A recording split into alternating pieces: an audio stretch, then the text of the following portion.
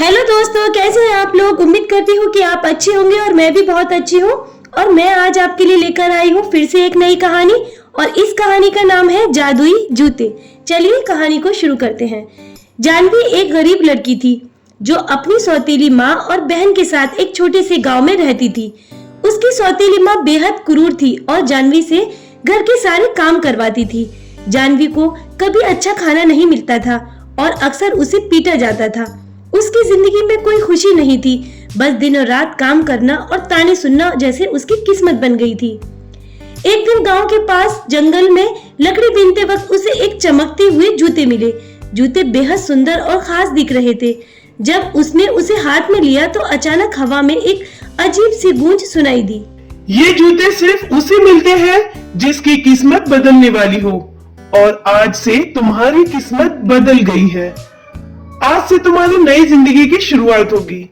जानवी को यकीन नहीं हुआ, लेकिन उसने वो जूते पहनने का फैसला किया। जैसे ही उसने जूते पहने, एक अद्भुत चीज घटी। उसका पूरा हुलिया बदल गया। उसकी साधारण सी सूरत अचानक बेहद खूबसूरत हो गई। उसे खुद पर यकीन नहीं हुआ कि ये वही जानवी है जो कुछ मिनट पहले तक साधारण और दुखी थी। अब वो किसी राजकुमारी जैसी लग रही थी। उसी समय गांव में एक बड़ा उत्सव आयोजित हो रहा था, जिसमें सभी बड़े लोग और राजा रानी आने वाले थे। जानवी की सौतेली माँ और बहन भी उस पार्टी में जाने की तैयारी कर रही थी, लेकिन जानवी को साफ कह दिया था कि वो घर में ही रहे और सारे काम खत्म करे। लेकिन जानवी अब डरने वाली नहीं थी। उसने जूते पहने और छुपकर पार्टी में चली गई। जैसे ही वो वहां पहुंची, सभी की नजरें उसी पर टिक गईं। वो इतनी खूबसूरत लग रही थी कि लोग उसे देखते ही रह गए। पार्टी में मौजूद राजकुमार, जिसका नाम मोहित था, उसकी नजरें जानवी पर पड़ी।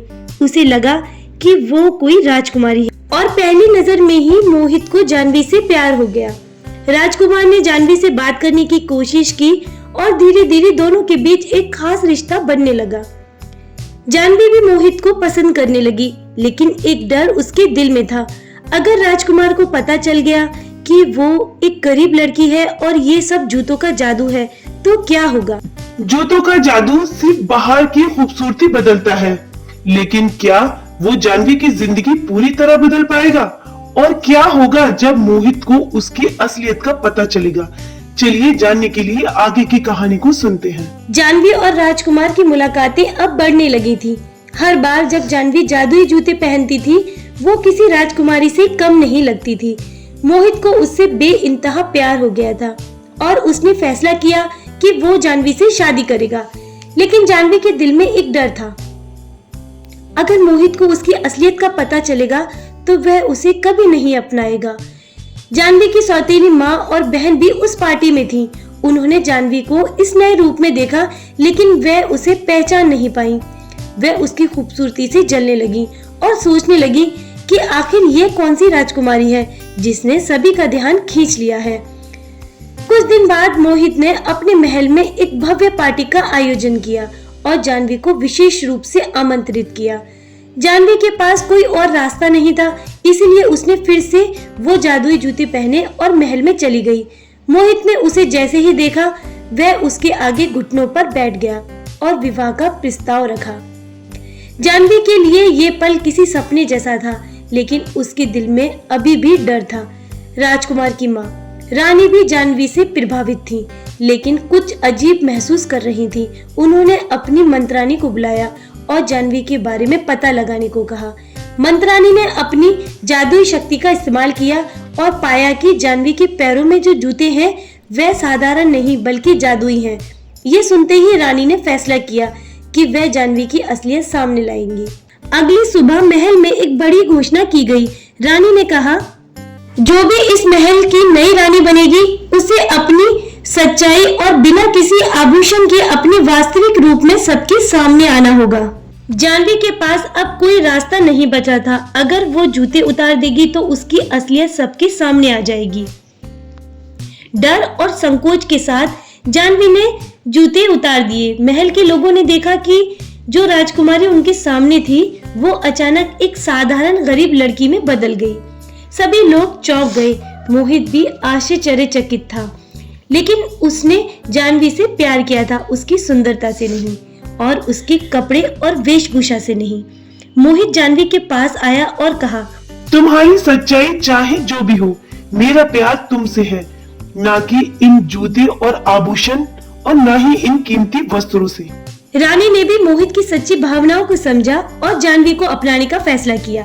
जादुई जूते जानवी की जिंदगी बदलने के लिए थे, लेकिन असल में उसका सच्चा प्यार और उसका हौसला ही उसकी असली ताकत बना।